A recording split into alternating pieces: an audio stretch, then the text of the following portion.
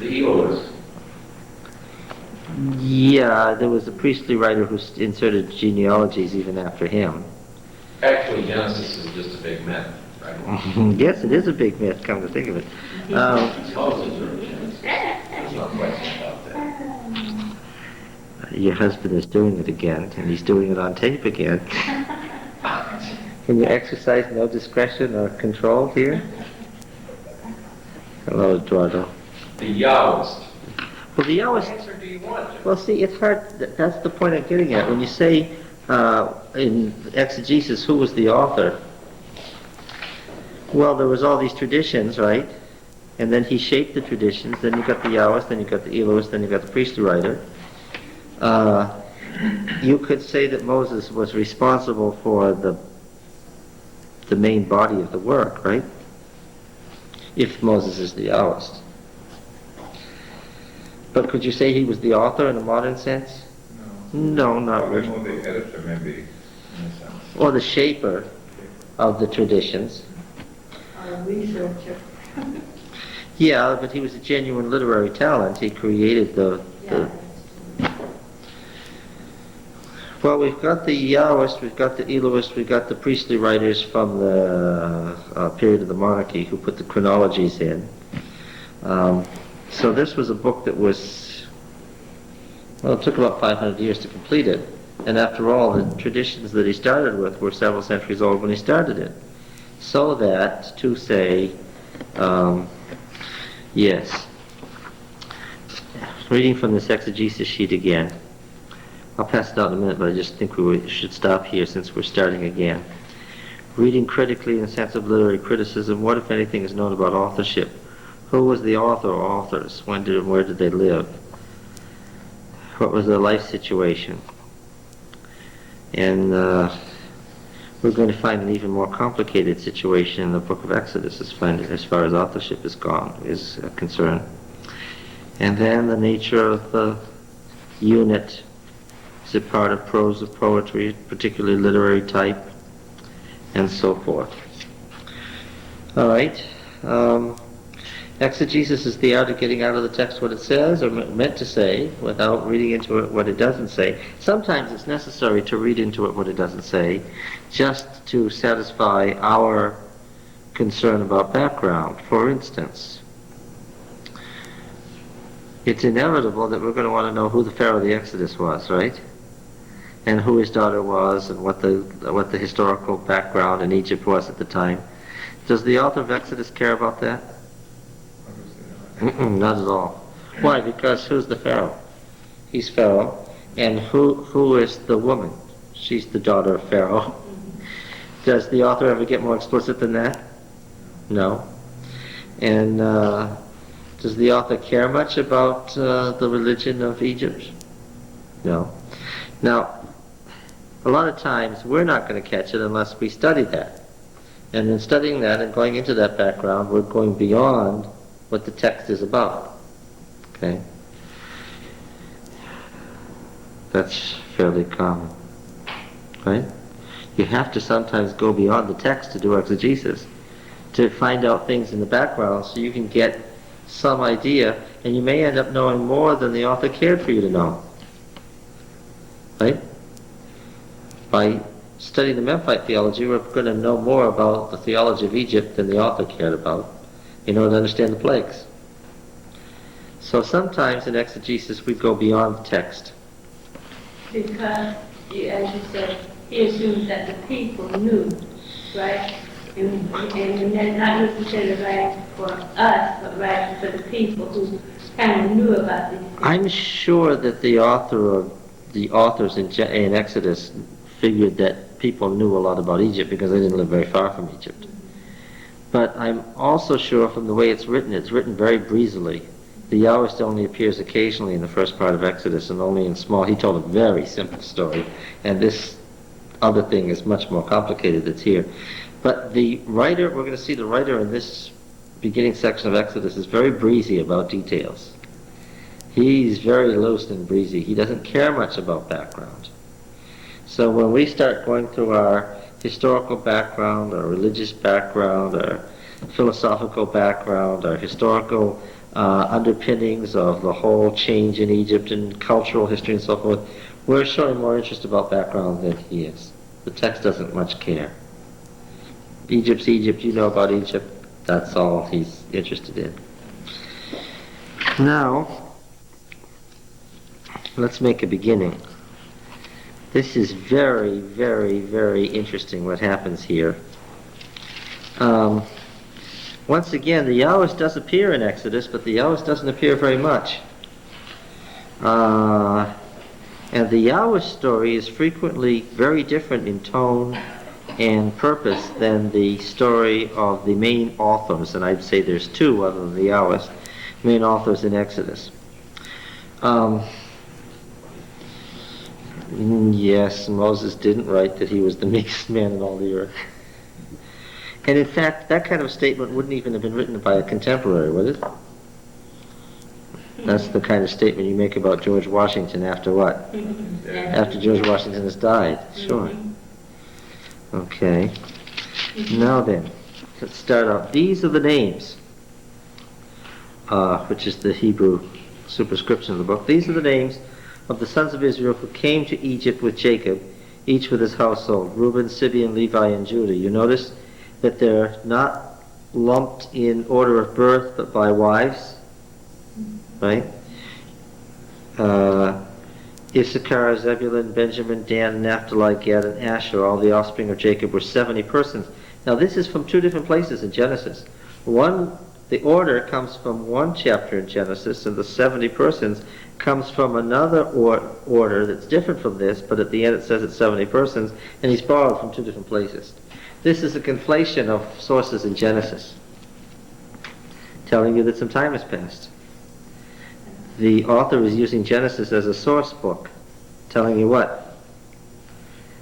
As soon as he starts using Genesis as a source, what do you know about Genesis? Yeah, it's been there for a while.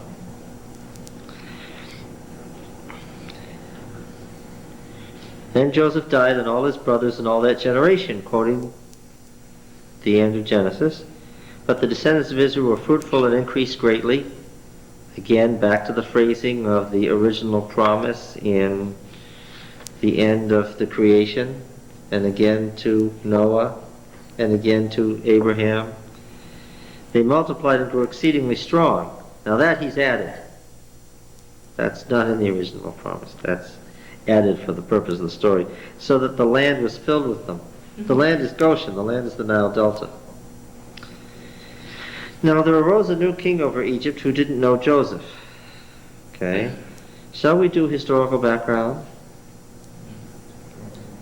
We can pin this to a particular time.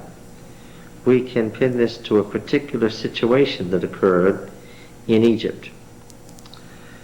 The intermediate period was ended by the appearance of the 17th dynasty. The 17th dynasty family was overthrown by the 18th dynasty. And the 18th dynasty family was dedicated to the god Thoth, T-H-O-T-H. And their family names then were Tutmosi. Tutmosi the first, Tutmosi the second, Tutmosi the third. This Mosi just means son of this god, Thoth.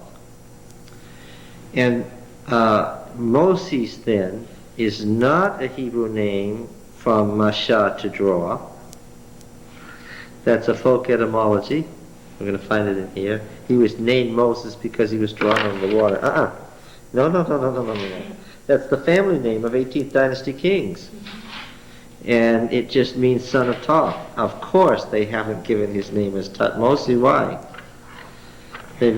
Obviously because they don't want to say that his full name was the son of Thoth, because it's a pagan name.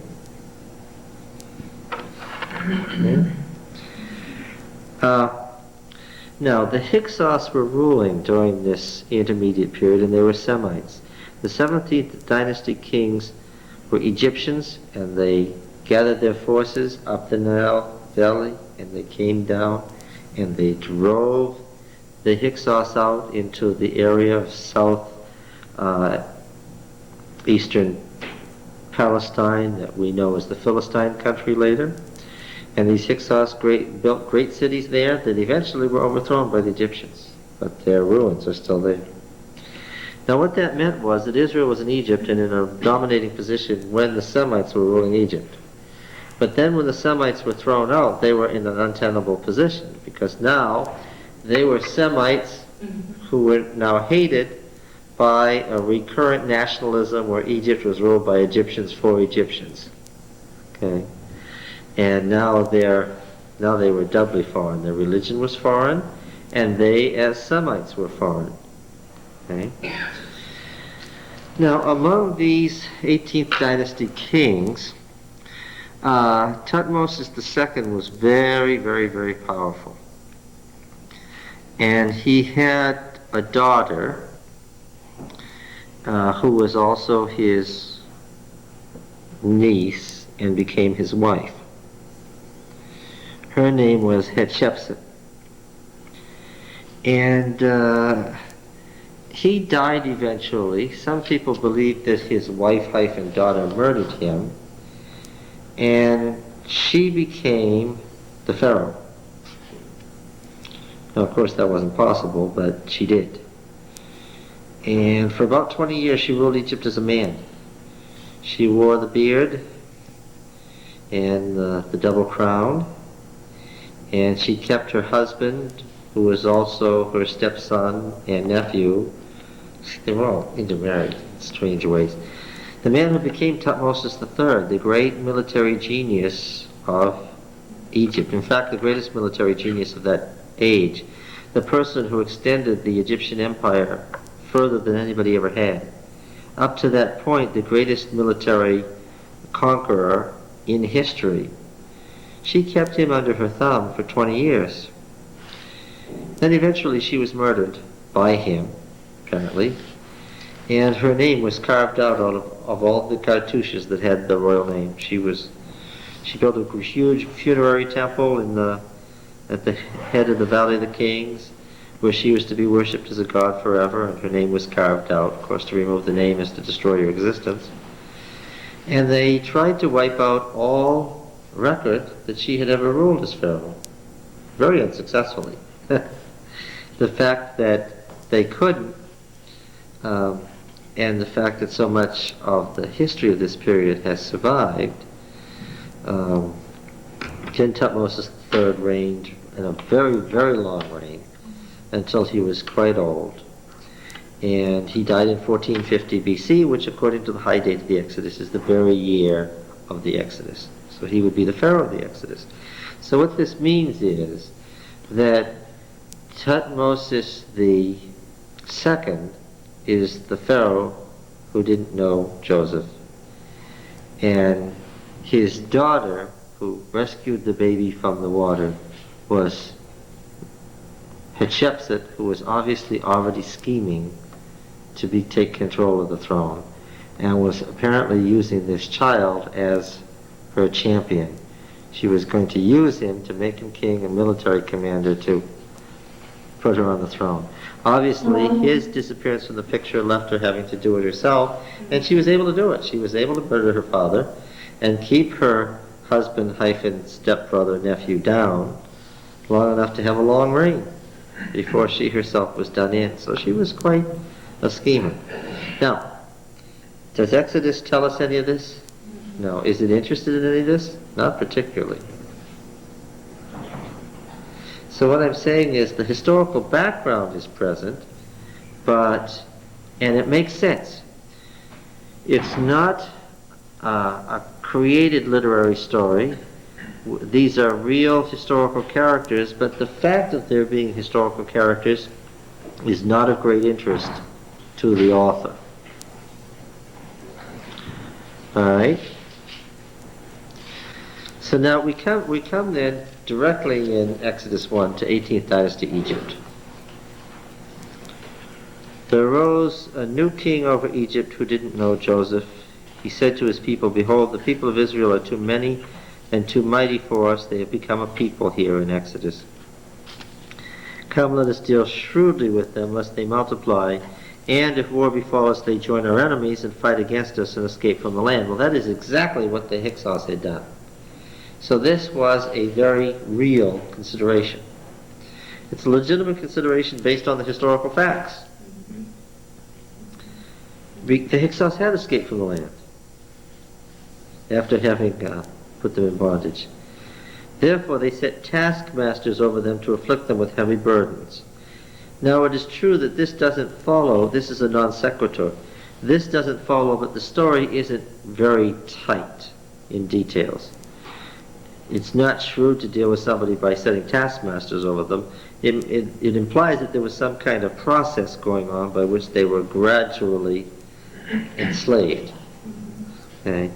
Because you don't say, let's deal shrewdly with them, and the next thing you do is you make them slaves. That's not, the word doesn't fit. To afflict them with heavy burdens, and they built for Pharaoh store cities, Pithom and Ramses. Where these cities are was described in some detail in an article last summer in the Review. Dr. Shea had written an article on the most recent researches in the 1970s showing, for years, liberal theologians said, these cities are such and such, and they were built in 1290, so we know that the low date of the Exodus is correct. But it was a misidentification. The actual Ramses was about 6 miles east of the prior candidate, and it does fit the high date.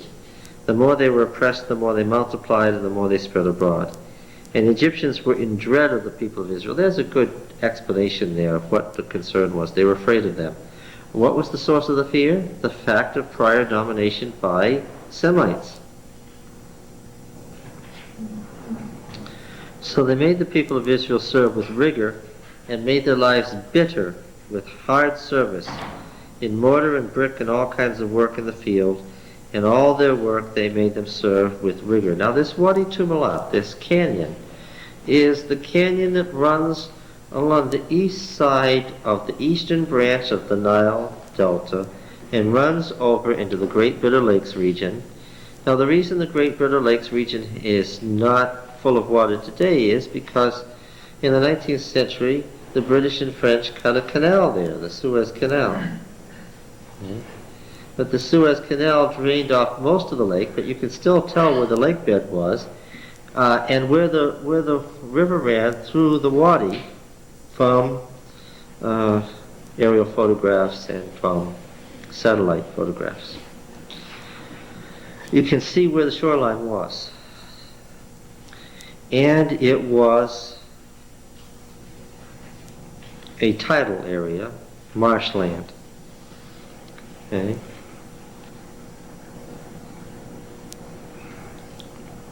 Right. This is going to set us up for what the miracle at the sea, what the Reed Sea was all about. All right. Then the king of Egypt said to the Hebrew midwives, well, we don't know if it says Hebrew midwives. It says the midwives of the Hebrews.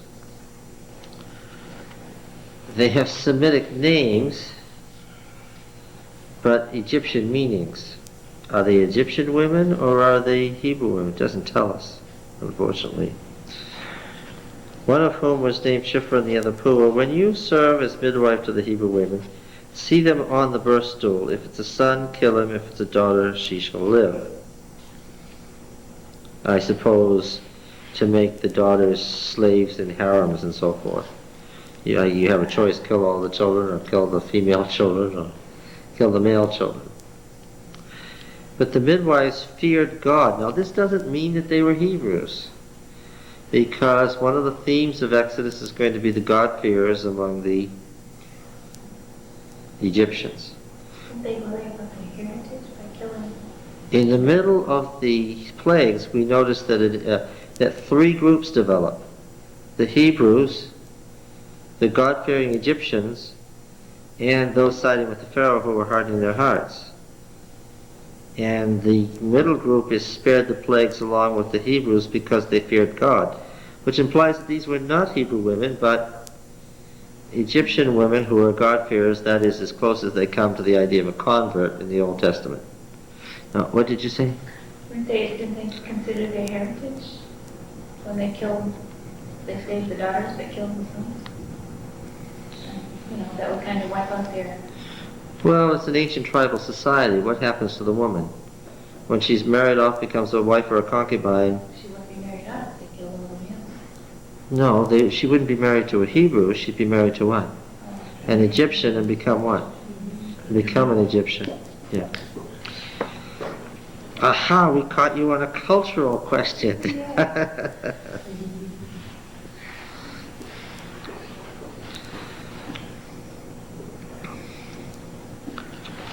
Yes. Now then, the midwives feared God, probably not Hebrew women. Oh, I'm disappointed. I wish that they were Hebrew women, but they're probably not. They must Be- not, because Hebrews would have wanted them to marry Hebrews. And the Hebrew women wouldn't have been good candidates for killing the babies. Yeah. If this is a shrewd pharaoh, what would a shrewd pharaoh do? A shrewd pharaoh would give the Hebrews Egyptian midwives and say to them, listen, gals, I want you to kill those Hebrew babies. Presuming that the Egyptian midwives would do what? Recognize the Hebrews as a threat and kill them. How is he to know that they have been converted to the Hebrew religion? That's part of the irony that plays here. He's telling the midwives, he's picked as midwives two God-fearers. Picked the wrong people to do his bidding. This also explains one of the big bugaboo. These two women lied to Pharaoh. Well, that's all right. And did not do as the king of Egypt commanded them, but let the male children live. So the king of Egypt called the midwives and said to them, why have you done this to let the male children live? It's not that they successfully hide it from him. And they have an answer. Now this is the shrewd Pharaoh. How shrewd is he? He's not shrewd enough to have picked the right women. That's one point the author's making. And what else? He's not shrewd enough for them not to have an answer. Apparently they know that they're going to get caught and they're going to be called on for an explanation. And what are they saying? Well, you know, the Hebrew women, they're slaves and they work hard, and we're called to go to them when they give birth, and what happens? By the time we get there, what? The child's already born, there's nothing we can do about it. Presumably the child is hidden, and they're saying... Now, why did they lie to Pharaoh? This is big. I have lots of exegetes talking about this. Why did they lie to Pharaoh? What does it say about ethics? Well, it says anything about ethics, except that there were a couple of Egyptian midwives who were converts who, and for that matter, I don't know, maybe the story was true. Right? In any case, it didn't work. They're vigorous and delivered before the midwife comes to them, so God dealt well with the midwives, and the people multiplied and grew very strong. Because the midwives feared God, he gave them families. Interesting. Pharaoh commanded all his people, every son that is born to the Hebrews shall cast in the Nile, but let the daughters live. And that, of course, is an implication of human sacrifice. You understand that? It's not just murder, it's sacrifice. I don't hear much about situation ethics anymore. But these women say they're not bloodline. And We think. We're not sure if it was a lie or not. We're not sure if it was a lie. We presume it is. Well, let's go to that and ask this question. The author doesn't care much about it. He approves their course of action and says God did too. Yeah. Of course, this became the whole basis for the resistance movement. 20 years ago, I heard people talking about John Legion for a recent cancer. They said he lied. He was not being a real person. Yeah. Well, yeah. That was the basis of the resistance movement. Precisely. That it's perfectly appropriate to lie to the oppressor. The oppressor deserves it. Of course, the author is following a theme, and he's going to get to it. The king can't make good decisions. Why? Stupid. Well, he's worse than stupid. What is he? But he has people who... What? He's under the thumb. Whose thumb? His wife's. No? No? No, not even his priests, because they figure it out and tell him to repent. They say this is the finger of God. The reason the Pharaoh can't figure it out, the reason he doesn't get it, according to the author here, is what? He doesn't get it because God won't let him get it. Why? Because God is doing what? Hardening his heart. Yes, you've got to understand. The author's theology is, this is a setup. God waits for the bad king so he can do what? So he can mush him. I thought he was stupid because he intermarried at this time. Just because he was the son of his father and his father's oldest daughter, his oldest sister, and his father was the son of his father and his father's oldest daughter, his sister. No, the real thing now, if again, going beyond the text, not doing exegesis, but going beyond the text, if Tutmosis III was the Pharaoh of the Exodus, then he had a lot of other problems. He had scoliosis of the spine, he was in pain, his teeth were rotten. Well, how did they get such rotten teeth? Well, they drank this very heavily sugared beer all the time in Egypt. He had abscessed teeth. How do I know all this? Yeah, because he's there. He's still there in Cairo if anybody wants to see him. He's there. This man was a man who had had his way for about 50 years by the time of the Exodus, and also he was in great pain.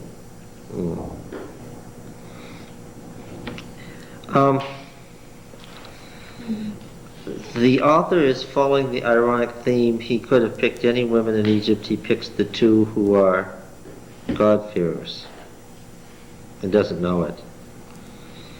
And whether they were lying or they're telling the truth, what's the case of the Pharaoh? He wouldn't know it. Because the author has chosen the word in Hebrew that means shrewd, devious, and cunning, and made that a touchstone on which to say the king is what? The king thinks he is shrewd, devious, and cunning, and what? And he's not. He's really dumb. He doesn't know he's being set up. He's so dumb, pretty soon he's going to face God setting him up, and he's not going to know he's being set up. He's so dumb that in fact 2 Egyptian midwives can do what? Can fool him, and he doesn't get it. Yeah. So it's not the theme of ethics here so much as it is the stupidity of the king that is his theme here. Right? This is not Tut the third we're talking about here. This is Tut the second. Yes, this is the father. Because the one who replaced Moses is Tutmosis III.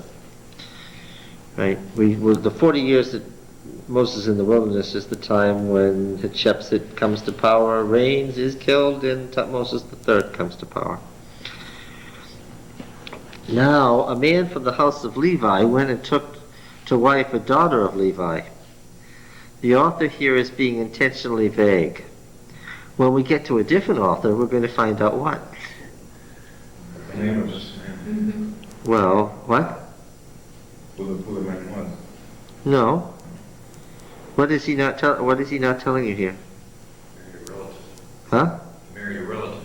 What was she to him? Niece. Aunt. Close. That's the He married his aunt, which is forbidden, of course, in Levitical law. Leviticus 18 absolutely forbids that, and the author isn't anxious to tell you that here. We'll get to a different place with a different author who's going to tell you this interesting tidbit. This is a birth narrative. This is one of the great birth narratives on which these eventually the ultimate nativity stories in Luke and Matthew are developed from these Old Testament birth narratives, and this is one of the good ones.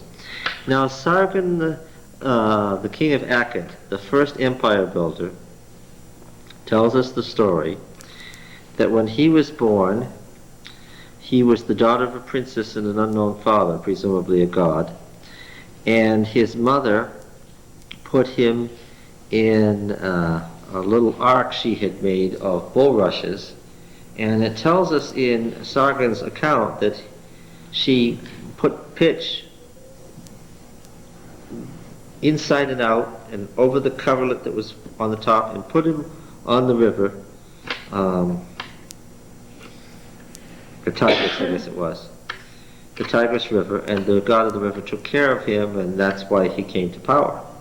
Now this was a well-known story by the time of Moses, okay? And it was a story that was told with a retouching of Egyptian flavor in Egypt, written down in Egypt. The liberal critic, of course, would say then the author of Genesis made this up, following the fact that this was a known literary thing that was already old at this time. Another explanation is readily at hand. The mother of Moses, faced with this 3-year-old baby that she couldn't hide anymore, what? Thinks of the story and follows the story as it is detailed because she knows the story. That doesn't argue against does it argue against the historicity of the story, that this was a story that was known at the time of Moses? I don't get it. Sometimes, liberal criticism protests too much. So the story was known. I suggest that that's why she did it. But if it was well known, then how was the princess fooled? She wasn't fooled at all.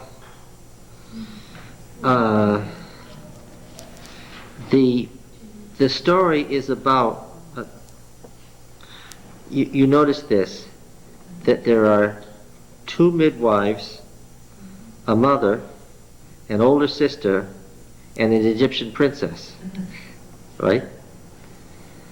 And they're the ones who know what's going on. You've got to understand that. And what is happening with the men in this story?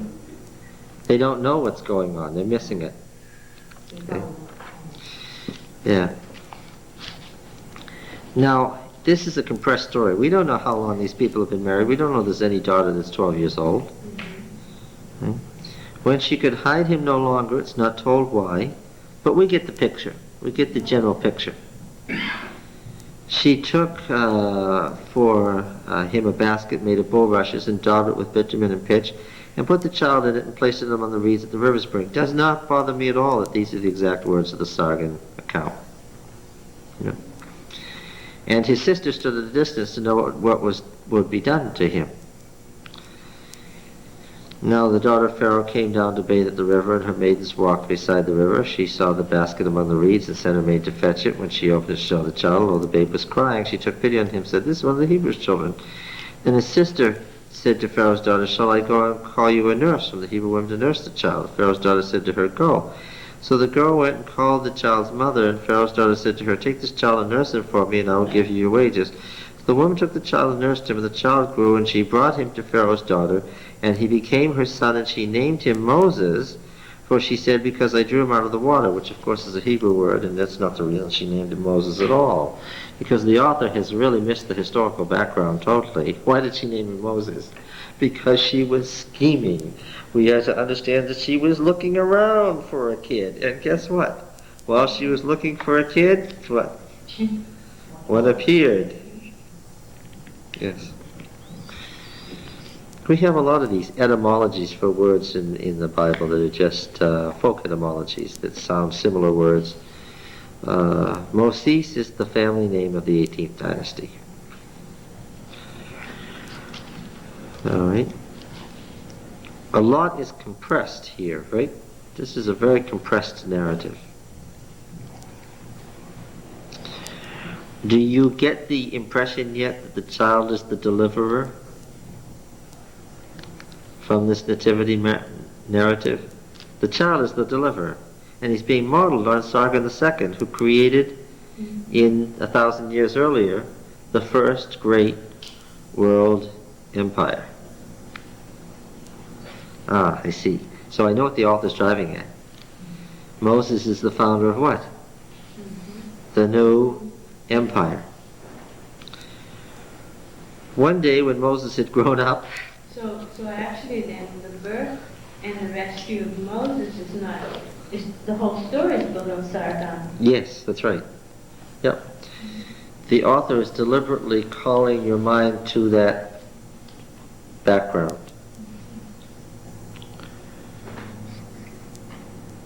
Now, we skipped everything. One day when Moses was growing up. Later that same century, he went out to his people and looked on the burdens. And he saw an Egyptian beating a Hebrew, one of his people. He looked this way and that. Seeing no one, he killed the Egyptian and hid him in the sand. When he went up the next day, 2 Hebrews struggling, he said, the one that did wrong, why do you strike your fellow? He answered, who made you a prince and judge over us? Do you mean to kill me as you killed the Egyptian? And Moses was afraid and thought, surely the thing is known. When Pharaoh heard of it, he sought to kill Moses. Okay, this certainly would have despoiled Hatshepsut's plan to have this come to light that actually he was still sympathetic to the Semites and therefore could never become a king. But Moses fled from Pharaoh and stayed in the land of Midian. He sat down by a well. Now the priest of Midian had 7 daughters. Oh, I know where he got this, what this is built on. They came and drew water and filled troughs to water their father's flock. Does this sound a bit familiar? Again, the author is using Genesis as a pre-existing standard reference work. Genesis isn't new by this time. And of course I know it. What does it make you think of? Hmm? Yes, Rebecca. And then Jacob. Yeah. The priest of Midian had 7 daughters, and they came and drew water and filled the troughs to water their father's flock. The shepherds came and drove them away, but Moses stood up and helped them and watered their flock. When they came to their father Reuel, he said, how is it that you've come so soon today? They said, an Egyptian delivered us out of the hand of the shepherds and even drew water for us and watered the flock. He said to his daughters, and where is he? Why have you left the man? Call him that we may eat bread. Moses was content to dwell with the man, and he gave him his daughter Zipporah. She bore a son and called his name Gershom, for he said, Ger, of course, foreigner, sojourner. I've been a sojourner in a foreign land. Now, Jethro. Where is he? Who is he here? He's Reuel. Oh no. Just a little farther on, who is he? Yeah. He's Jethro. Now, what's going on here? Obviously, the author can't make up his mind. There's more than one author. Sit beside him, get something sharp, poke him with it when he gets out of control. It says somewhere in the Bible that it's a wife's duty to control her husband. Doesn't it say that? I mean, I think that I've heard that somewhere. Yeah, I think that's where I heard it. Liberal exegesis. Just here, that Jethro was probably not a personal name, but more a title, and that probably his actual name was Reuel. Okay. Jethro. Of course, the Hebrew consonants are Y, T, H, and R. It's a T. When you get this,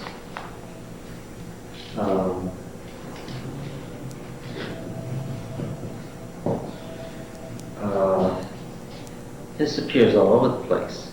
And I want to, for a moment, do something that's complicated, puzzling, and a little bit boring. But I want to go through a bunch of genealogical passages and show you something, and it will help to illuminate not only who Jethro was, but how genealogies work. It happens that, just by way of background, in the days of King David, he had several high priests at once. All right? And one of these high priests, Zadok, seems to have appeared from nowhere, and it was conjectured by liberal scholars that perhaps he was the Canaanite priest of this Canaanite shrine in Jerusalem, and when David took it over, he just took over Zadok. Well, that isn't what happened at all. But in the course of this, we're going to go to David's time and look at some passages. First of all, let's go to 2 Samuel 20, where there's a short list of David's officials. 2 Samuel 20, and beginning at verse 23.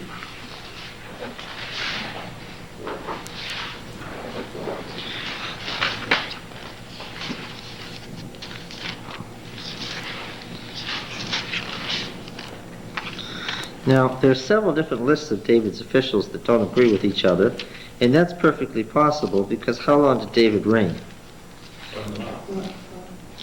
We're not sure, but we think about 40 years. So it's perfectly possible that you could get different lists of officials at different times, right? Most scholars believe that this list of officials right here is from the 7 years that David ruled in Hebron, the capital of Judah, as king over Judah alone, right? Now, Joab was in command of all the army of Israel. Remember, that's the cousin, the military man that he could never get rid of. And Benaiah, the son of Jehoiada, was in command of the Cherethites and Pelethites. And Adoram was in charge of the forced labor. And Jehoshaphat, the son of Ahilud, was the recorder. And Sheva was the secretary. And Zadok and Abiathar were priests. And Ira the Jairite was also David's priest. Isn't that funny how verse 26 says, these are the two priests and also there was this other one? Interestingly enough, the Septuagint manuscripts, all the good Septuagint manuscripts show us that the 3 Hebrew consonants are reversed here by accident. It's not J, R, and T. What is it? Well, J and Y are the same letter, of course. It's actually that he was a Yithrite, all right?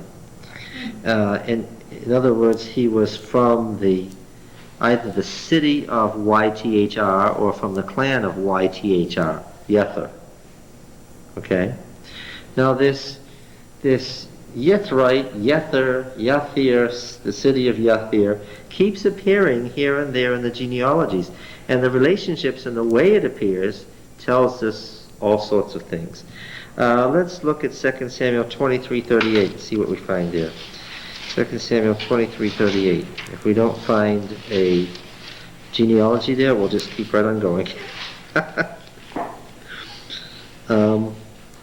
We have here a list of names, and here we find the correct spelling. Ira, we find out, was a... Now, don't catch this I and get all confused. This I is the same letter in English as what? Y or J. Yeah. So this Ira was a Jethrite and Gareb was also a Jethrite. Okay. So now here are some functioning officials among David's mighty men who were Jethrites, which means they're either from a tribe or a place. We don't know yet. Let's go to 1 Chronicles 11:40 and see what we can find there. 1 Chronicles 11:40. Hey, have you ever read these parts of the Bible before? Who could ever actually picture 1 Chronicles 11:40? This is more fun. This is more fun than the regular proof text. And look at, here are the chronicler, remembering the story much later, lists these same two as among the mighty men who ruled the kingdom. So were they important people? Yes, obviously they were. Now, is there a clan or a town, YTHR, from which they could have come? Well, let's go back to 1 Samuel 30:27. 1 Samuel 30 and verse 27. This is the story of when David was racing around hiding from King Saul, when Saul was alive and trying to kill him, before he became king over anything. You remember the Philistine king gave him a city, Ziklag, on the border between Judah and Philistia, and David was there serving the Philistine king, but what was he really doing? He was killing off the Philistines for the benefit of the Judean towns in the neighborhood. And when he'd kill them off, what would he do with the booty? He'd take it and give it to the elders of these Judean towns. Right? Now, by the way, talk about ethics. Now, verse 26. When David came to Ziklag, he sent part of the spoil to his friends, the elders of Israel, saying, "Here is a present for you from the spoil of the enemies of Yahweh." Now, of course, it never entered David's mind that he would become king, right? Oh no, he was the king, right? Let's remember now, he had been anointed by Samuel, and he considered himself to be the king. Good. So he was of Judah. figure out Saul was. We went over this Yes. before. The didn't belong. Benjamin, yeah, and Judah. The spoil of the enemies of Yahweh. It was for those, verse 27, it was for those in Bethel, in Ramoth of the Negev, the southern Ramoth, in Yathir, in Aurora, in Siphmoth, in Eshtemoa, in Rechal, in the cities of the Jerahmeelites, and the cities of the Kenites. These Kenites are going to be important to us. In Hormah, in Bereshon, in Athak, in Hebron, and Hebron, of course, is the capital, for in all these places where David and his men had roamed. Now, I notice a number of things here. First of all, what's one of the first cities that David is paying off and where he roams? It's a city named J-T-R, Jether. This is the same name as Jethro. This is exactly the same name in Hebrew. I also notice that this is among the cities of the Kenites. It's going to help me to find out that the Kenites are one of the family names of one of the Midianite tribes. Okay? Now what does Kenite mean? Kenite means metal worker or smith. Right? Alright, so this is important now. Now, the Kenite family were settled in these cities in southern Judah, and they were also found somewhere else. 1 Chronicles 2:53. 1 Chronicles 2:53. Of course, the chronicler is trying to get this all down before it's lost forever, and he's trying to put it in the order as he understands it. Sometimes he disagrees with what has been said earlier. All right, now, where did people settle? Well, they tried to settle on the sites of the same cities where their ancestors had lived when they came back from the exile. And he's telling us here where folks settled. This is after the exile, they went back to where their ancestors had lived. And it says in verse 53, and the families of Kiriath Yearim, who settled in Kiriath Yearim after the exile? Well, first of all, the Yethrites. The people who had lived in the city of Jether, or who were of the clan of Jether, settled in Kiriath Jearim. Now, do you remember that Kiriath Jearim was the city where the ark was kept? It was a Levitical city, and a city where the ark was kept. That's where it was kept until they brought it to Jerusalem. Okay? And it was Jethrites who lived there. Okay? It was one of the leading families, the leading family, in fact. Now, this southern Judean town of Jether was in the territory that had been allotted to the spy Caleb. Remember Caleb, the good spy?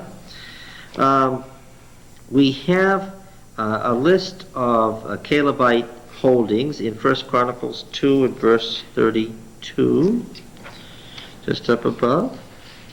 And we see that among the family of the Calebites, we find that there was a Jether, or a Jethro, and this man died childless, but what it's helping us do is show us that there was a city name, and there was a family name, and the name is appearing in the family that lived in the city. Not surprisingly, okay? All right. Now, this is very interesting here. Do you remember the story of Nabal and Abigail? Remember that story? Nabal was bad news, and David was going to kill him, and Abigail interceded to keep David from killing him, and so forth. This story is told in 1 Samuel 25. We're not going to go there, but I want you to read 1 Chronicles 2:16. 1 Chronicles 2:16. I don't want to go into all the implications of David's wives, but let's read beginning in verse 14. No, let's begin in verse 13. Jesse was the father of Eliab, his firstborn, Abinadab the second, Shimea the third, Nethanel the fourth, Rarai the fifth, Ozem the sixth, David the seventh. David was the seventh son, and of course we follow the theme of the youngest son already. All right, and their sisters were Zeruiah and Abigail. The sons of Zeruiah were Abishai, Joab, and Asahel 3. Abigail bore Amasa, and the father of Amasa was Jethro, the Ishmaelite. Now, it doesn't, when it tells us the story about Abigail's husband, it just says that his name was Nabal. But Nabal isn't a name. What does it mean? What does Nabal mean? Fool, thank you. It means the fool. So Abigail was married to this clan chieftain. It tells us that he was the clan chieftain of his area in South Judah. And the fool almost got himself killed, but Abigail interceded with David, don't kill him, and then he died later, and David married her to get his clan fiefdom, the first husbands. Now, I'm sorry to say this, but Abigail was who? David's sister. All right? That's why she had so much influence over him. Now, this guy Nabal, this fool, I know his name. What was his name? Jethro. Jethro. Thank you. All right. Are we having fun here? In an odd, perverted sort of way. Yeah. Yes. All right. Now Wait a minute, you've got to say this for me again. What? This is the same Abigail that David meets later and marries. Yeah, it is. How can you be sure? How can I be sure? Because if you want to, I'd love to go into all of David's marriages. It's a wonderful and fascinating study and tells you a lot about David. You see, we know that Joab was his cousin, and we know that Amasa was his cousin and nephew, and she's the daughter of Abigail, and Abigail is his sister, and Amasa can't be his nephew unless she's the daughter of his sister, and he is the head of the Jethrite clan. And now I know why he had a high priest who was Ira from Jethro. From Jethro, why? Relatives. Yes. Who was this plan? Well, I find out when I look at the three high priests that I got a high priest who was descended from Aaron, and I've got a high priest who was descended from Moses. And that's all I have until the revolution of Absalom. And then I find out that most of the Judean elders and the priesthood supported Absalom against David. Okay? And I find out that Amasa was a leader, and he was the son of this Jether, and he was the leader of the Jethrite clan. And then the next thing I find out is that after Absalom is killed and the revolt is put down, that David adds a third high priest from the Jethrite family. What was he doing? And you sure it didn't happen again? What? Yeah. What was he doing? Buying them off. Absolutely. They were very upset with him. And after the death of Absalom, these were the priests of the Levitical priests of Judah. Okay? And when they supported Absalom, he was almost done in. And so after Absalom's death, he made one of them a high priest. Well, he does what all the politicians do today. Mm-hmm. Well, we have to remember that David was an emperor. And you sort of think, well, he was God's man, and but to be God's man and run an empire, what did you have to do? You had to deal with the political situation and work with it, and he did. But not everybody was happy with the way he did it either. And of course, they practiced marrying within the family, even way back. Yes. Going back to the Haran to get his mother's brother's wife. Yes. They practiced that all along, marrying within the family. Does anybody have a question yet? Yeah. Yes. I don't see enough time or generations in here from the Exodus through the Judges to get Abigail here in the right place. Oh, wait a minute now. patronymics. A patronymic is there's many Jehoiada the high priests in Judah. Okay? And even down in the time of Alexander, for a long time when the papyri were discovered that named the various priests during the time of Alexander the Great, scholars were very puzzled till they figured out, oh, this name isn't the name of one high priest, this is the name of several high priests in a row. The thing that we do today. The naming of the child after the... Yeah. So, yes. So once they figured that out, now why are there so many... Because people in ancient times, through modern times, named their children after family names. If you met somebody today whose name was Zerubbabel, you would ask, where did you get that name? And he'd probably say, what? Yeah, it's my great-grandfather's name, right? Now, the point that I'm making is that there's a tribe of Jether, there's a city of Jether, and from the leading family of Jetherites who lived there, there was what? There were people named Jether, okay? The question I wanted somebody to ask is, what does any of this have to do with the Exodus? Does anybody? Okay. All right. We have more to do before we get that far. Let's go to the story of the Kenites in the Levitical list, Numbers 26. Numbers 26. Let's go back to the original census, Numbers 26.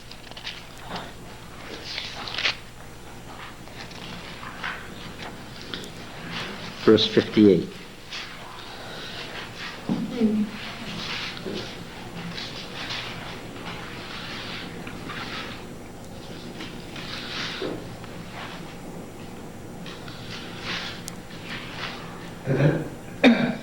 Verse 57.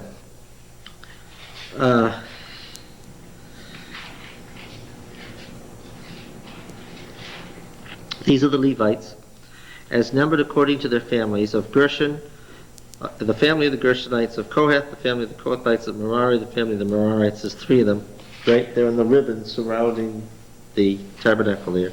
These are the families of Levi, the family of the Libnites, the family of the Hebronites. Oh, notice. Hebron, the capital of Judah, was what kind of a city? It wasn't a Judean city. This is important to know. The capital of Judah, the kingdom of Judah, Hebron, the city that's still there today, was not a Judean city. It was what? It was a Levitical city. It's very important. The family of the Mahalites, the family of the Mushites. Now the Mushites, of course, are the family of Moses.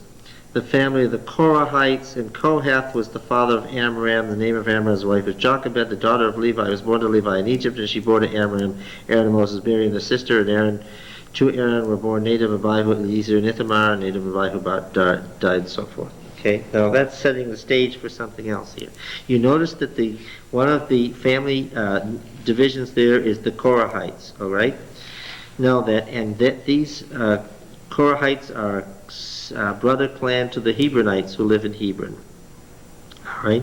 Now Numbers 10 verse 29 tells us about the father-in-law of Moses. Numbers 10 verse 29.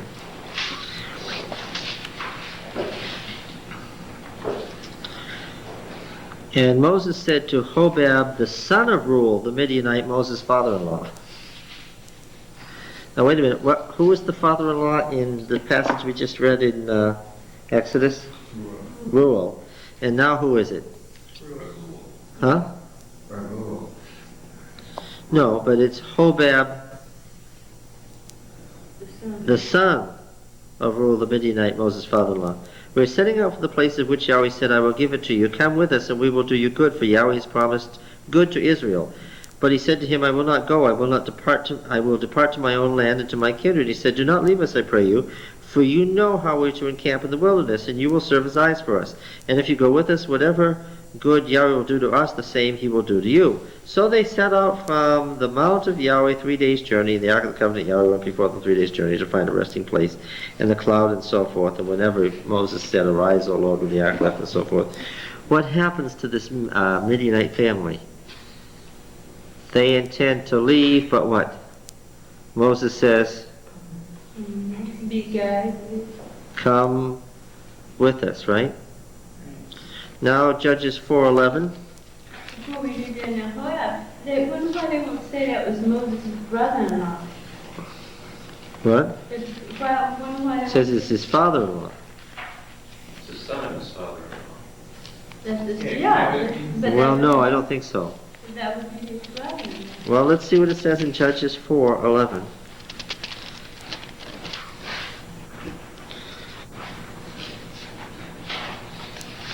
Did you notice that one of the Levitical tribes settled in Judah around Hebron was the Kenite family, according to the lists in David's in the genealogies of David's time?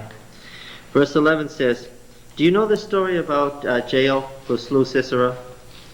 Sisera was the commander of the army of the North Canaanite city of Hazor, and this is where the Song of Miriam is, and Miriam the prophetess has led them to this battle, and Israel has won the battle, and the general has run off, and he comes to the tent of Heber the Kenite. Right, remember this? But he's not home, the man isn't home, only his wife is home, and what does she do? She's nice enough to give him milk and tell him to come in and rest because he's obviously tired, and after she drugs him, what does she do? Takes the tent peg and nails his head to the ground, yes, for which he was praised. It says, "Now Heber the Kenite had separated from the Kenites." Where were the Kenites living again? They were living in South Judah, and this guy was living way up in northern Israel. Now Heber the Kenite had separated from the Kenites, the descendants of Hobab, the father-in-law of Moses. Oh, he's home. Aren't we having fun? Stop frowning. So confused. I'm so confused, yes. And he pitched his tent as far away as the oak in Zan Anim. Now look, of course, this is a sacred oak, and she is a priestess. Because after all, these folks are now being treated as a Levitical family. Now I want you to catch this. Moses' father-in-law was a Midianite, whether he's Reuel or Hobab or Jethro.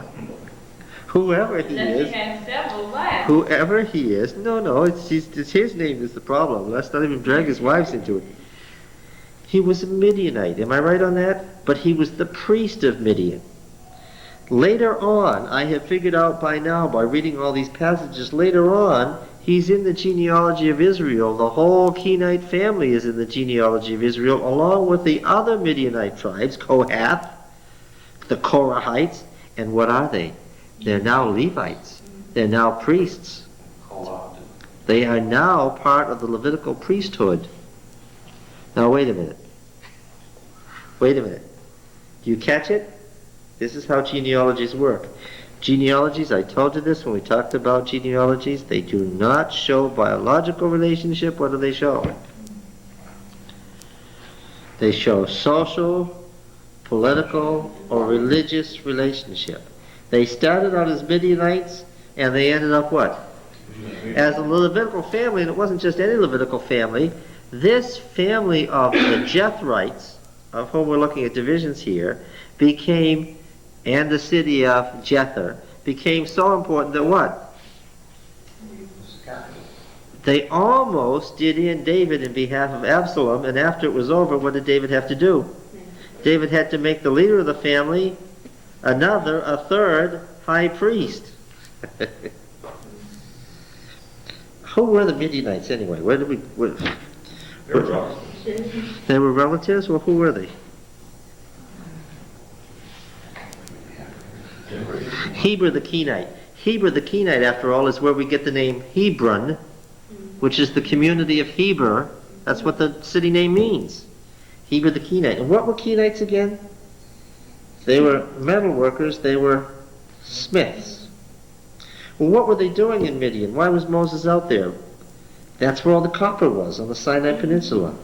And why were they so rich and independent of the Egyptians? Because the Egyptians were trading with them for what? For the copper. Let's go back to, let's see if we can find it. Where's that list about the genealogy of, not Ishmael, the other son who was thrown away? Esau. In Genesis we had the thing about Esau. Let's see if we can find it again.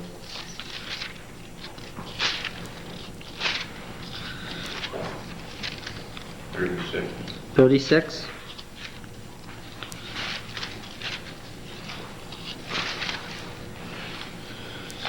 Yeah, I think you're right.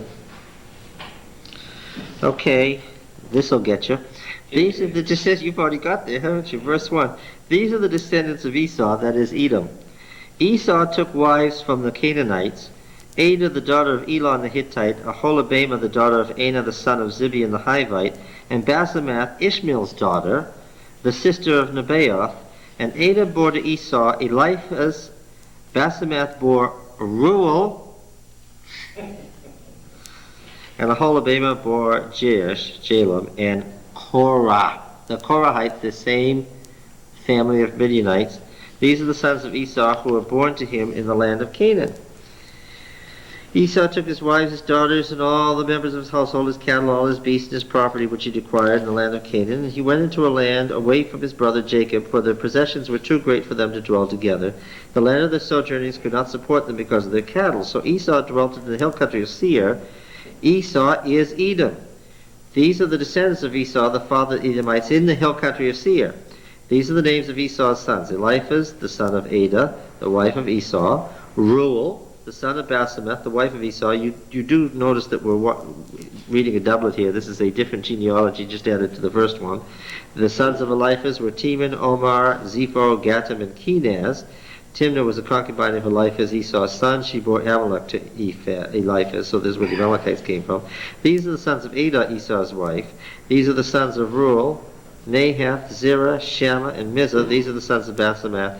The sons of Aholibamah to the daughter of Anah, the son of Zibeon, Esau's wife. She bore to him Jeush, Jalam, and Korah.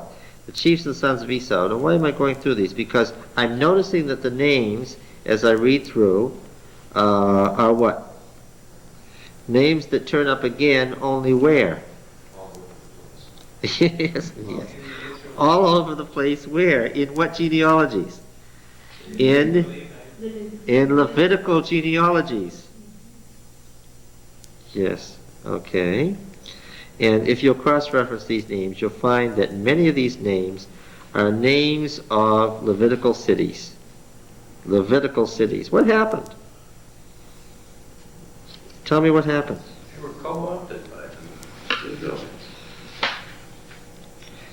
Moses said, "Come with us, we'll do you good." And what happened? They went with them and they became the Levitical families that were the priesthood in these various sites.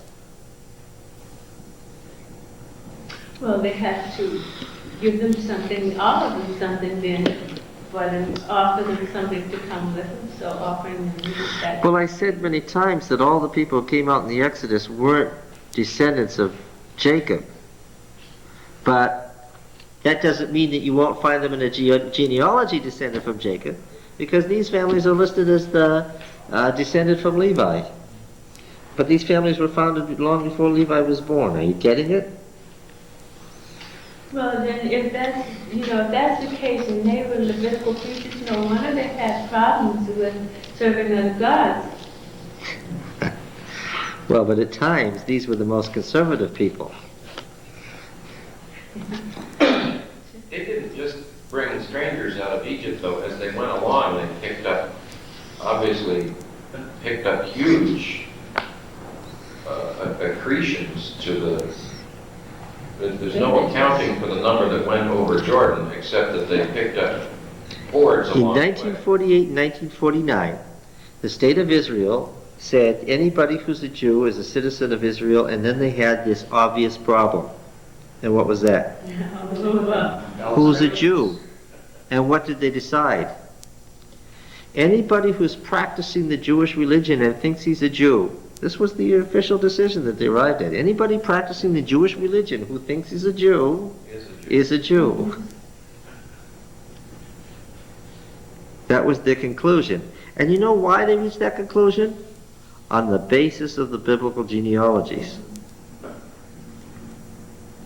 Obviously, anybody who thought he was a Yahwist was part of Israel and was assigned to a tribe. Now I know why these were assigned to Levites, because why? Jethro was what? Or Reuel or Hobab or whoever he was what? He was a priest. He was a priest, and of course he was the father of Moses' children, and this Mushite family became a leading priestly family. And we're going to see that the role of Aaron and the role of Moses is described differently as you move through Exodus and Leviticus and Numbers. Why? Of course it was remembered differently in different temples. Why? Some of the priests were descendants of Moses, and some were descendants of Aaron. And they remembered the story somewhat differently. And in fact, we're going to find out, and I will show it to you beyond doubt, the story of the golden calf is a warning against the calves that Jeroboam made in that Bethel temple where Aaron's descendants were priests. And the story is there to say, you see, this is what the Aaronite priesthood will do, because what? This is how it started. The very words that were spoken in the temple at Bethel. What did Jeroboam II say when he formed the calves and put them in Bethel? These be your gods, O Israel. The very words that were attributed to Aaron when he made the golden calf. Okay. Now are we having fun? Didn't Jethro and his tribe serve God? Well, first of all, he's a descendant of whom? Of Esau. Yeah. And not a very, yeah, he's a descendant of Esau. Yes, and obviously served God. Why? They went with Israel by definition. But I wouldn't even say Jethro. It's pretty clear to me by now that Jethro is what? It's what's called a patronymic. It's a clan name. And this man's name is what? Reuel or? Reuel Hobab with the hyphen? Yes, okay. Was Jethro used as a title? The title, I think so. As in the Jethro?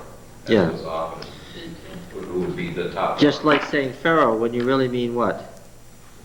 The Pharaoh. And in fact, the Pharaoh was the name of the palace where the king of Egypt ruled. That's what the Pharaoh was. And so when they said the Pharaoh said, they got to using that in their language. We do that today.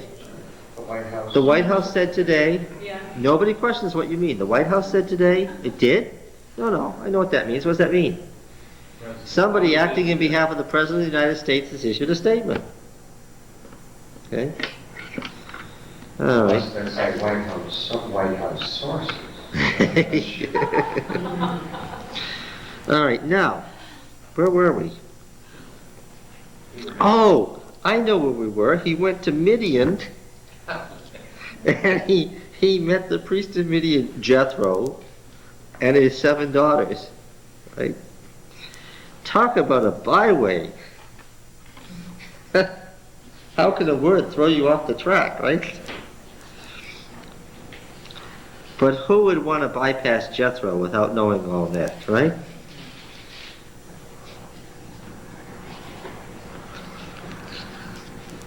He was also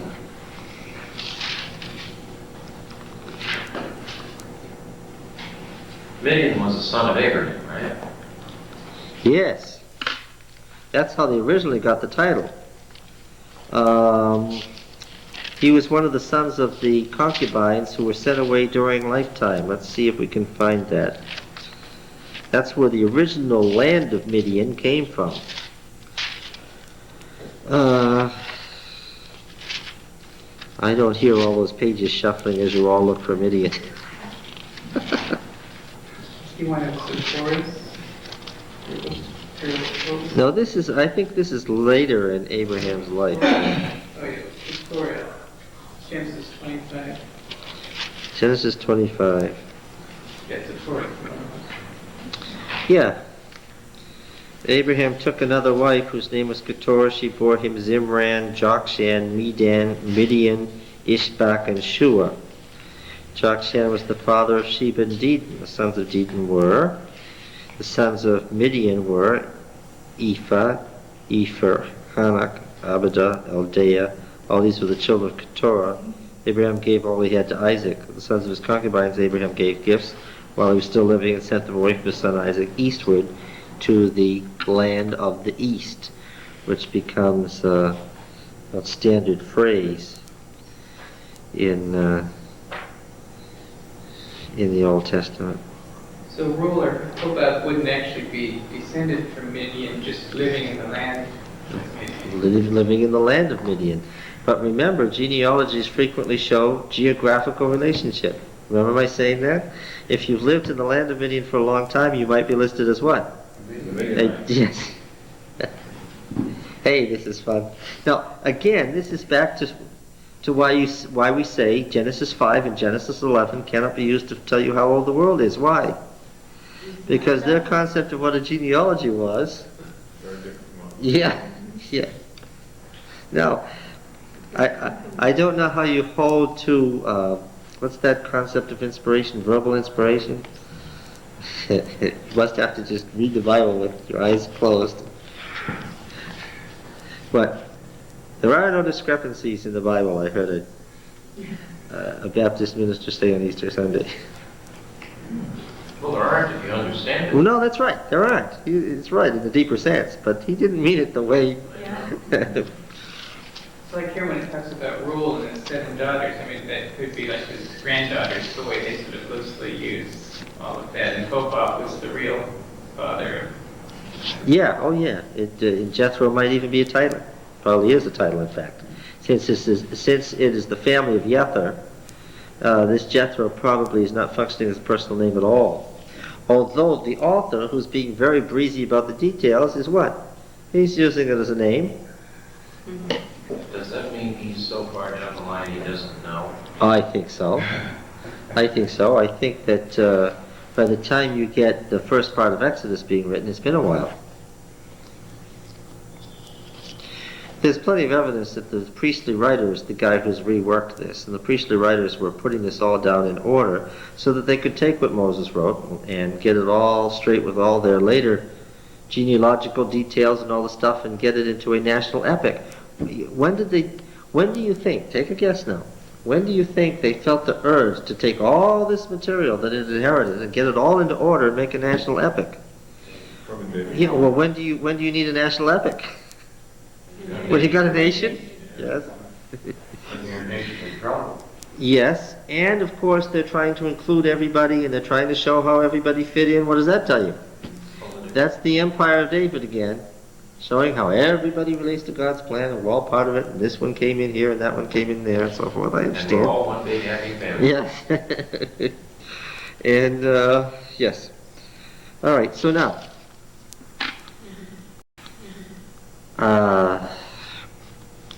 in the course of those many days, what? It's verse 23. Exodus 2. Exodus 2, yes. We've been whipping along in an hour and a half. We've already...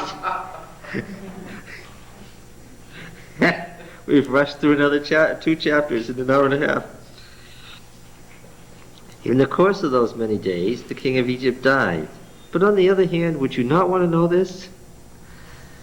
Right? And the people of Israel groaned under their bondage and cried out for help. See, I don't believe that the author of Exodus at this point knew that the king of Egypt was Tutmosis III in the days of the Exodus. I don't think he knew that, and furthermore, if he had known it, I don't think he'd have cared. Because that's not the theme he's following. It's not the point. The people of Israel groaned under their bondage and cried out for help, and their cry under bondage came up to God. And God heard their groaning, and God remembered his covenant with Abraham, with Isaac, and Jacob. And God saw the people of Israel, and God knew their condition. It is not a surprise that most scholars believe that the priestly writer has expanded and reworked the narrative of the Elohist, is it? Now Moses was keeping the flock of his father-in-law Jethro, the priest of Midian, and he led his flock to the west side of the wilderness. And that's about how definite he gets. Where was he? Well, he was on the west side of the wilderness, near the mountain. Now I know where he was. Right? It was on the bottom of the desert. Yes, right. That's right. Where there wasn't much water. He came to Horeb, the mountain of God. Now, we get to the same problem with Horeb, the mountain of God, that we get with Jethro, right? Where is Horeb, the mountain of God? Well, it's 10 days' journey from Kadesh Barnea. Well, if it's 10 days' journey from Kadesh Barnea, it isn't Mount Sinai, right? And when Elijah ran off away from, who was he running from? No, he wasn't running from Ahab. He was running from Jezebel. Nobody ran from Ahab. When he was running from Jezebel, he went 10 days into the wilderness to Horeb, the mountain of God. But the problem is that if you're going to the Mount Sinai in the southern Sinai Peninsula, what? A lot further. Yes, it's a lot further than 10 days' journey, unless he was riding on a car. Okay. And of course, Midian isn't in the southern Sinai Peninsula anyway, is it? It's just southeast of Edom, down there in the northern Sinai Peninsula. And the angel of Yahweh appeared to him in a flame of fire out of the midst of a bush, and he looked, and lo, the bush was burning, and yet it wasn't consumed. Now, this I understand. Terebinth bushes exude oil, and they spontaneously catch fire, and they still do to this day. And it wasn't that the bush was burning that caught his eye. It didn't burn up. He noticed it. Then a while later he noticed it, and it was still burning. Okay. Yeah. Now the symbol of the burning bush is going to reappear in the sanctuary. That's what the lampstand was. A burning bush. The fact that the symbol of a burning bush was a sacred bush and it was a symbol of female fertility is also helpful. The symbol of fertility. And Moses said, I will turn aside and see this great sight, why the bush is not burnt. You see, it's explicit as to why he's interested. When Yahweh saw him, he turned aside to see. God called to him out of the bush, Moses, Moses. You see the interrelationship of Yahweh and Elohim here, and also the angel of Yahweh. The angel of Yahweh is used in Exodus and hereafter as always Yahweh in the form of a what? Some finite form that the person is acquainted with. Or not afraid. Manoah's wife saw a person she took to be an old prophet, because it said there was an old prophet going up and down the land just before it says she saw the angel of the Lord. She thought it was this old prophet, but it wasn't. Okay. What did Joshua see? Now Joshua was a soldier. What did he see? Soldier, so much so that he took out a sword and went up to him intending to do what? He said, are you for us or for our enemies? Intending to... Yes. And then he said, no, I'm the angel of the Lord. Take off your shoes. Always it's Yahweh himself, but in some finite, discrete form familiar to the person.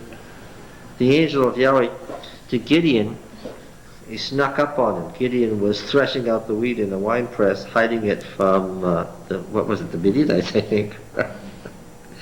Right? And this man snuck up on him and he took him to be a prophet when he figured out the fact that the man knew where he was and everything. He wanted to feed him and everything, said, no, I can't eat, but you can make an offering to me. Right? We still have some.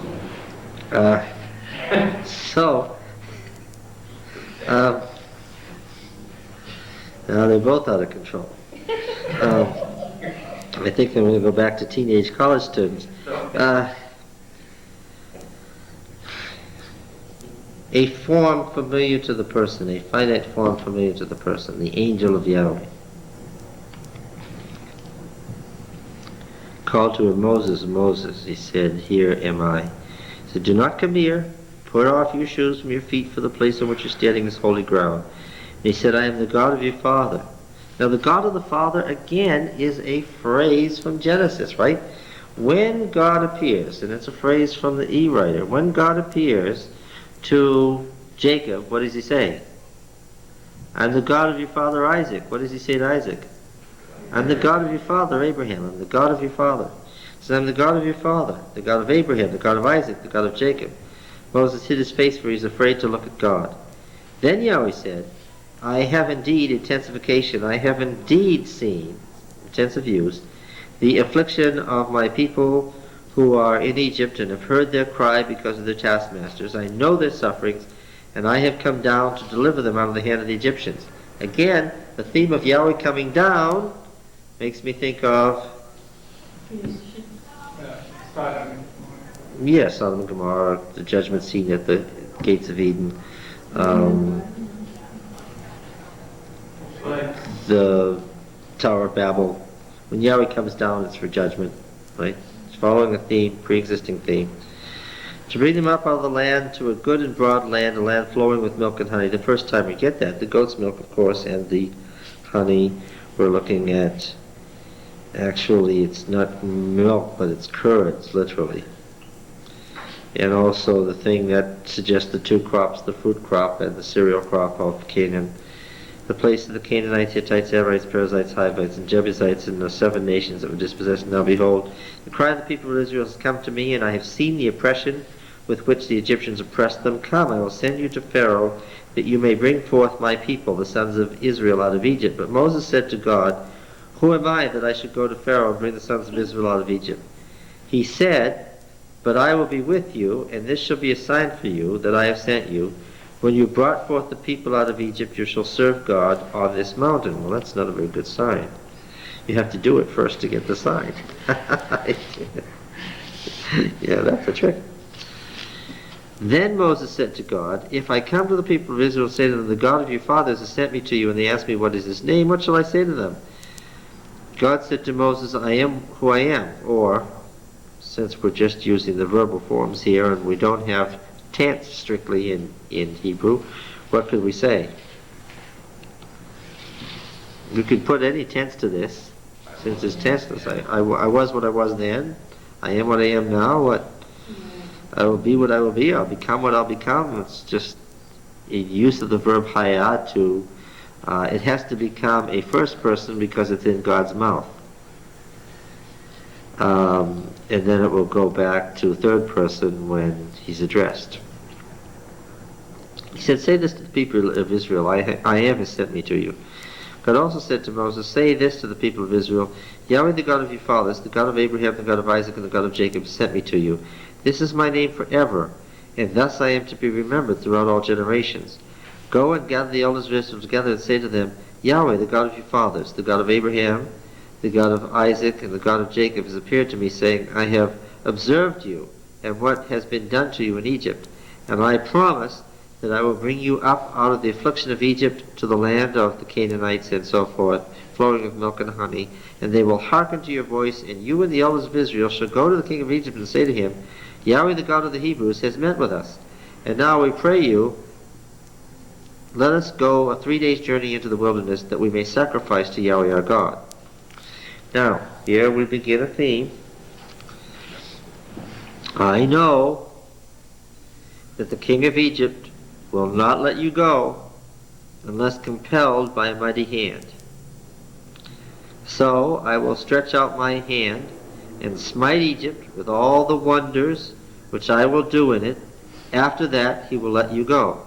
And I will give this people favor in the sight of the Egyptians. And when you go, you shall not go empty, but each woman shall ask of her neighbor and her who sojourns in her house jewelry of silver and gold and clothing, and you shall put them on your sons and daughters. Thus you shall despoil the Egyptians.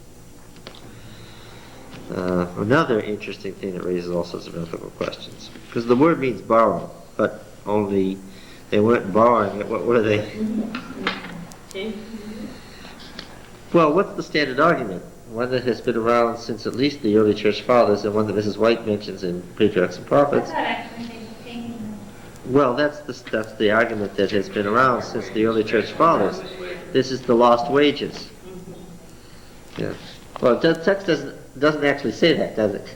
We have to do a little eisegesis. What's that? We have to read that into the text to get an explanation for their just taking the things with them as they go. Now you notice that we start this theme. Go to the Pharaoh. Tell him what you want. Start out small. Only what? Only he's not going to do it. Again comes the question, then why choose this Pharaoh? It says further on what? I raised you up for this cause. Hmm? And we're back to that same old thing again. John, now I've heard whole sermons preached about the 400 years of slavery in Egypt. Yeah, it's about Obviously not the case. it's about 110 years. 110 years approximately. Between Tutankhamun II and III. Between the time that the 18th dynasty, no, between the time that the 17th dynasty drove out the Hyksos and the 1450. That verse we read earlier said Jochebed was an actual daughter of Levi. Is that to be Well, that understood doesn't, earlier? yeah, but that doesn't tell you anything. The daughter after how many generations, right? True son of Israel. It Because doesn't it's mean your anything. fathers, Abraham, Isaac, and Jacob. Yeah, that's the thing about it, the genealogies. Remember what I said about linear genealogies? They leave out the middle. We talked about the Sumerian king list, and we talked about the Assyrian king list to illustrate that point. How long were the Hyksos in power? I mean, About 200 years. after they went there. So, I mean, from the time they went there until the time they left, was still 400 years, wasn't it? So about 200 years. Only 200? Yeah. So most of the time Israel was in Egypt, they were probably living in a privileged position, which made the servitude probably all the more shocking. Now, up to this point, Moses is pictured as a good candidate. He was the sign child. He was the promised deliverer. He has been taken in by the priest of Midian, and everything is going well. Now, God has appeared to him and given him his commission. Up to this point, he's pictured as, even though he made the mistake in killing the Egyptian, everything's going right. Then Moses answered, "But behold, they will not believe me or listen to my voice, for they will say, Yahweh did not appear to you." Here is where Moses begins to be presented in a negative light. Yahweh said to him, "What is that in your hand?" He said, "A rod." He said, "Cast it to the ground." So he cast it to the ground and became a serpent. Moses fled from it. But Yahweh said to Moses, "Put out your hand and take it by the tail." And you catch the obvious thing there, which is what? How do you catch a snake? Yeah, you catch a snake by the head. You catch a poisonous snake by the tail. What happens? You're dead. Yes. And it became a rod. Yeah. Oh yes. This is a faith-building exercise. That they may believe, he became a rod in his hand, that they may believe that Yahweh, the God of the fathers, the God of Abraham, Isaac, and Jacob, has appeared to you. Now, that sign we find out later. Again, Yahweh said to him, "Put your hand in your bosom." There's no record that he did this one.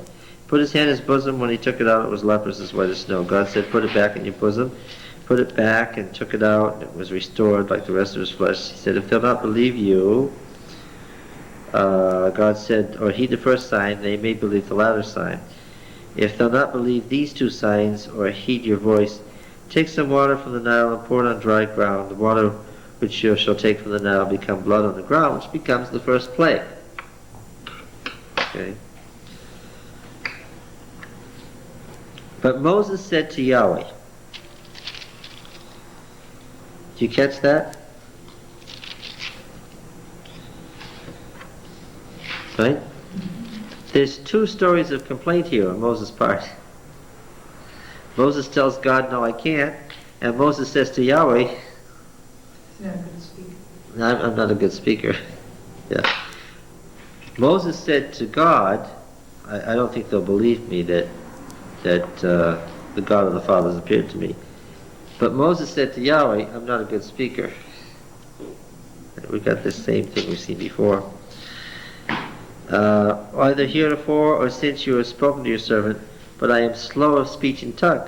Now, like all Hebrew writers, this man is not, this priestly writer, irony is not lost on him. What's the problem with the complaint?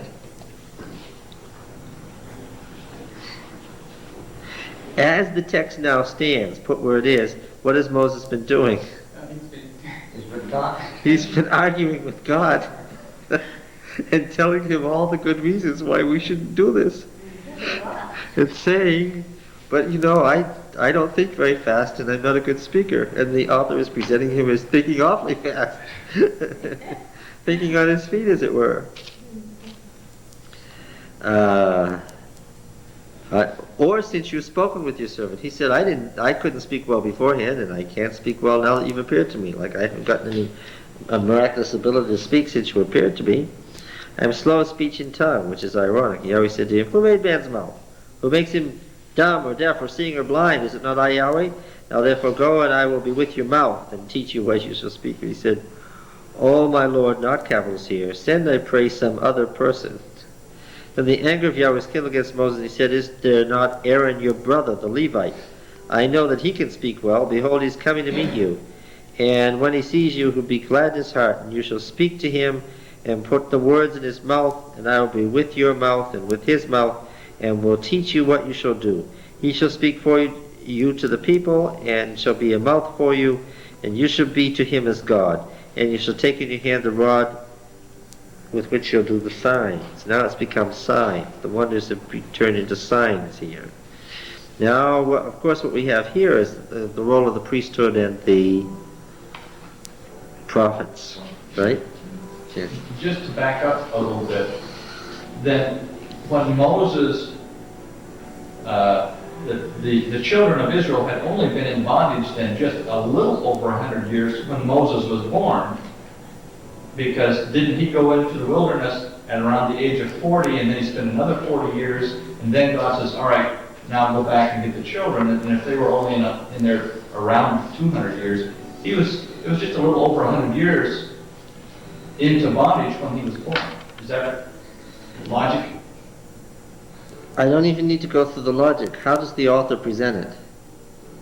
Does he say that they've been in bondage for 400 years before God chooses to act? No. What does he say?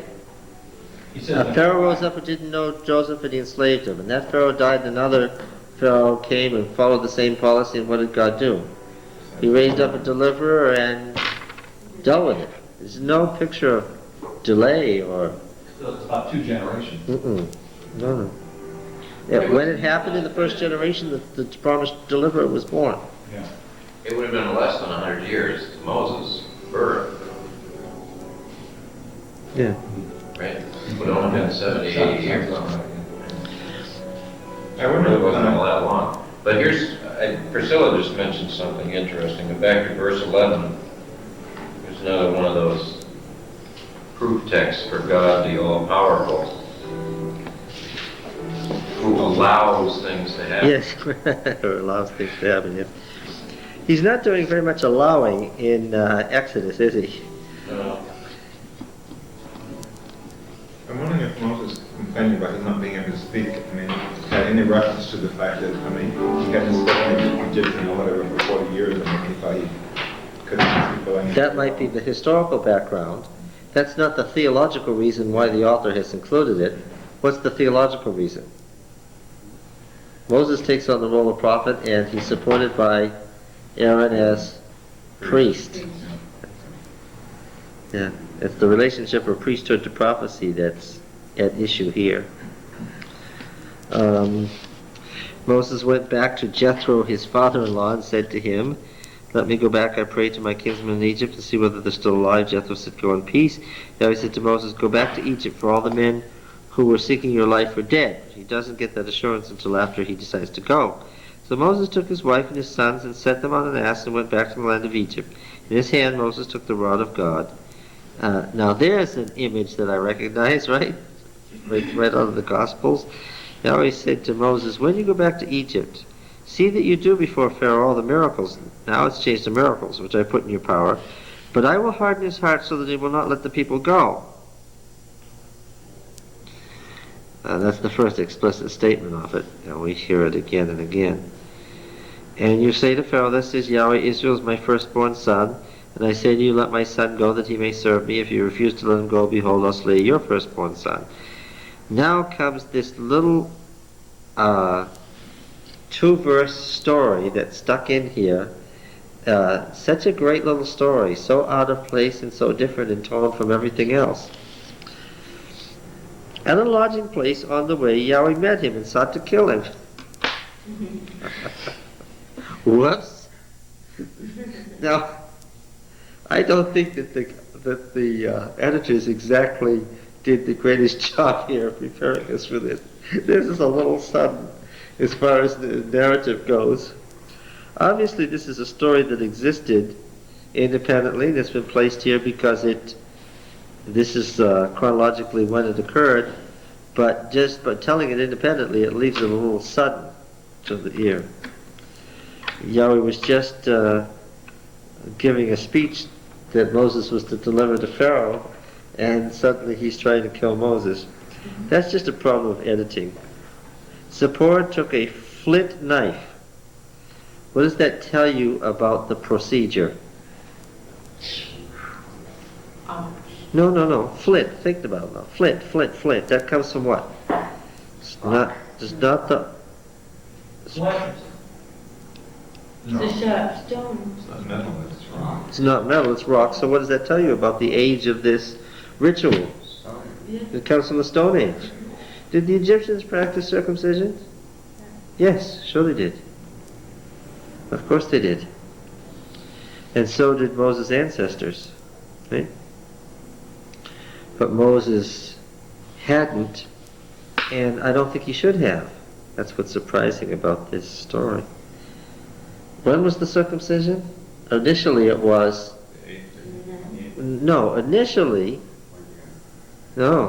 Initially circumcision was when? At puberty. And then, and this story is the first indicator of it, then in Israel it got moved back to when?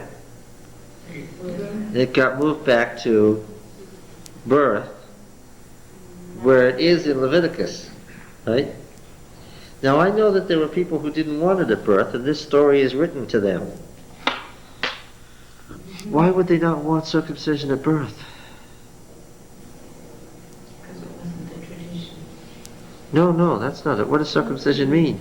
Was it necessary? It's kind of dedication. To be circumcised means to become a son of the covenant and dedicate your life to God and so forth. Yes. It's like infant baptism. Yes. Thank you. Why wouldn't they want it? For the same reason that we don't want infant baptism. You can't baptize a baby. Why? The baby hasn't repented. You can't circumcise the baby. Why? The baby hasn't repented. That was the argument. Okay, I can hear people saying it. Well, let me tell you a story. While Moses, our deliverer, was on his way back to Egypt, he had refused to circumcise his baby son, and Yahweh sought to kill him. Yahweh would have killed him, but his wife saved him by what? His wife had to conduct the circumcision and saved Moses' life. So there, you people who don't think that you should have infant circumcision. Now that I know the setting of the story, in its original setting, it makes a lot of sense. When it's just thrown in here without any editorial preparation, it kind of wrenches you, right? Whoa. God was just taking care of him and now he's going to kill him. It makes you think that God is sort of schizophrenic. Okay? This is called establishing the life setting of the story.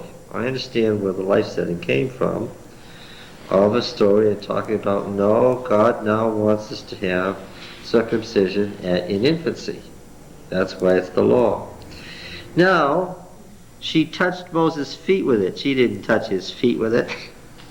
I've gotten used to the way these people write, right? He's being circumspect. She was really disgusted with him. What did she do with this foreskin? She threw it at his feet? No. She threw it right at his genitals and to show him what she thought of him. Boy, that's some ritual. Surely you're a bridegroom of blood to me. Well, It's kind of funny that she even uses the word bridegroom. Why? Because at this time, Moses wasn't a bridegroom. He been married for a long time, had lots of children. The bridegroom of blood because of the circumcision. Well, that's 2 verses long, but it's interesting, isn't it? Then Yahweh said to Aaron, what? No, it's presented as a historical circumstance that happened, that he should have known better. And it was the law, because remember, I know that how this happened. Ishmael was circumcised at puberty, but Isaac was circumcised at birth. And that's the story that sets the tone. Now look, you see what happened here? Here's what it says in verse 16. No, verse 14. The anger of Yahweh was kindled against Moses, and he said, Is there not Aaron your brother the Levite? I know that he can speak well, and behold, he's coming out to meet you, and when he sees you, he will be glad in his heart. And you shall speak to him, and put the words in his mouth, and I will be with your mouth and with his mouth, and will teach you what you shall do. He shall speak for you to the people, and he shall be a mouth for you, and you shall be to him as God, and you shall take in your hand this rod with which you shall do the signs. Verse 27. Yahweh said to Aaron, Go into the wilderness to meet Moses. So he went and met him at the mountain of God and kissed him. Remember, he's going to be glad? And Moses told Aaron all the words of Yahweh with which he had sent him, and all the signs which he had charged him to do. Then Moses and Aaron went and gathered together all the elders of the people of Israel. Verse 27 follows upon verse 17. Yes. So, verses 18 through 26 are the insertion into the story at the right place chronologically, but it makes it very funny the way it's done. You understand what I'm saying? Not every person who put the Bible together always gets an A in editing. Okay. They gathered the elders of Israel together, and Aaron spoke all the words which Yahweh had spoken to Moses, and did the signs in the sight of the people. And the people believed, and when they heard that Yahweh had visited the people of Israel, they had seen their affliction, they bowed their heads and worshipped.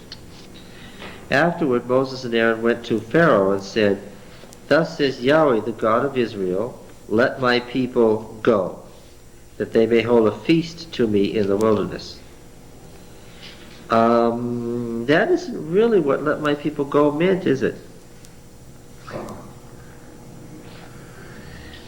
Now, we're going to see in the story of the plagues the turn of the screw. Do you understand what I mean by the turn of the screw? Because Moses' demand starts out not very serious.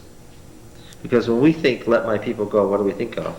The demand to let Israel go free from Egypt. That isn't what was let my people go was. It was what? Let's go hold a feast to our God in the wilderness. Now, Pharaoh's answer becomes the keystone of the narrative. Pharaoh said, Who is Yahweh that I should heed his voice and let Israel go? I do not know Yahweh. These are key words. And moreover, I will not let Israel go. Now what follows hereafter, this is the setting. Right? You understand how stories are set up for you at the outset. Moses goes and says, Yahweh, the God of Israel, and he says, Who is Yahweh that I should obey his voice? That's number one. And he says secondarily, I don't know Yahweh. And what's going to happen hereafter is what? Remember that when Moses asked him, Who should I say you are? He said what? I am what I am. And then the Pharaoh says, Who is he? Key words. You catch the theme, don't you? Bad thing. Oh, what a shame that the Pharaoh said, Who is Yahweh? Why? Because following after, every time something horrible happens, what does God say? I'm doing this so that what? So that you may know who I am, becomes the theme. Don't say I don't know who he is, because why? He's on his way to meet you, yes. Now he's going to tell you who he is. And all the way through, the thing is, you want to know who I am? Now I'm here to tell you who I am. And moreover, I won't let Israel go. Which, of course, was the response that God had told Moses what? He won't let you go. Then they said, the God of the Hebrews has met with us. Let us go, we pray, a 3 days' journey into the wilderness and sacrifice to Yahweh our God, lest he fall on us with a pestilence or with sword. And here is another trick. The God of the Hebrews has power to do harm to the Hebrews. But what must you assume? All gods have power to do some damage to their own people, but what? He has no power over other people. And the assumption is you wouldn't want anything bad to happen to your slaves, would you? Sort of an appeal to selfishness. But the king of Egypt said to them, Moses and Aaron, why do you take the people away from their work? Get to your burdens. Pharaoh said, behold, the people of the land are now many, and you make them rest from their burdens. Of course, the word for Sabbath is here. The same day Pharaoh commanded the taskmasters of the people and their foremen, you shall no longer give them straw to make bricks as heretofore. Let them go and gather straw for themselves, but the number of bricks which made heretofore you shall lay on them. By no means lessen it, for they are idle. Therefore they cry, let us go and offer sacrifice to our God. Let heavy work be laid on the man, that they may labor at it and pay no regard to lying words. So the taskmasters and the foremen of the people went out and said, thus says Pharaoh, not give you straw. Go yourselves, get your straw wherever you can find it. But your work will not be lessened in the least. So the people were scattered abroad throughout all the land of Egypt to gather stubble for straw. And again, you can't take him very seriously by what he means by all the land of Egypt. Why? What does he mean by all the land of Egypt? Whatever. Yeah. All around. They were scattered. Right? The taskmasters were urgent, saying, complete your work, your daily task, as when there was straw. And the foremen of the people of Israel, whom Pharaoh's taskmasters had set over them, were beaten. These are presumably Hebrew foremen, were asked, why have you not done all your tasks in making bricks today as hitherto? And the foreman of the people of Israel came and cried to Pharaoh, why do you deal thus with your servants? No straw. Yet you say, make bricks. Your servants are beaten. The fault is in your own people. He said, you're idle. Therefore you say, let us go and sacrifice to Yahweh. Go now and work, for no straw will be given to you, yet you shall deliver the same number of bricks. The foreman of the people of Israel saw that they were in an evil plight. This is being caught in the middle. When they said, you shall by no means lessen your daily number of bricks, they met Moses and Aaron, who were waiting for them as they came from Pharaoh. They said, Yahweh, look on you and judge, because you've made us offensive in the sight of Pharaoh and his servants, to put a sword in their hand to kill us. Moses turned again to Yahweh and said, O Yahweh, why hast thou done evil to this people? Again, Moses doesn't think that the Pharaoh did something evil. What does he think? He thinks that God set the situation up, and therefore what? God's responsible, yes, and why have you done this? Why dost thou ever send me? For since I came to Pharaoh to speak in thy name, he has done evil to this people, and thou hast not delivered thy people at all. In this passage, Moses complains too much. Did you notice that? Moses complains too much. It seems like a weekend. He does, yes. Yes. This isn't the Moses that emerges in Numbers, is it? This is the Moses who has to be pushed every step of the way toward accomplishing his goal. Yahweh said to Moses, now you shall see what I will do to Pharaoh with a strong hand. He will send them out, yea, with a strong hand. He will drive them out of his land. God said to Moses, I am Yahweh. Here's the key word. I appeared to Abraham, Isaac, and Jacob as El Shaddai, but by name Yahweh I did not make myself known to them. I also established my covenant with them to give them the land of Canaan, the land in which they dwelt as sojourners. To recognize this as a new start, as it now stands, it's a second commission. Originally it must have stood alone, but as it now stands, it's a second commissioning of Moses. Why? Moses has an effect, if you followed the story carefully, Moses has an effect on what? Wait. He's given up, that's it. He sees him. What did God tell him to do? God told him to go to Pharaoh and say, let my people go, and do a couple of signs and what? If you do this, And what does he presume here? The narrative makes it appear that what? I went, I did it, you didn't deliver him, that's it.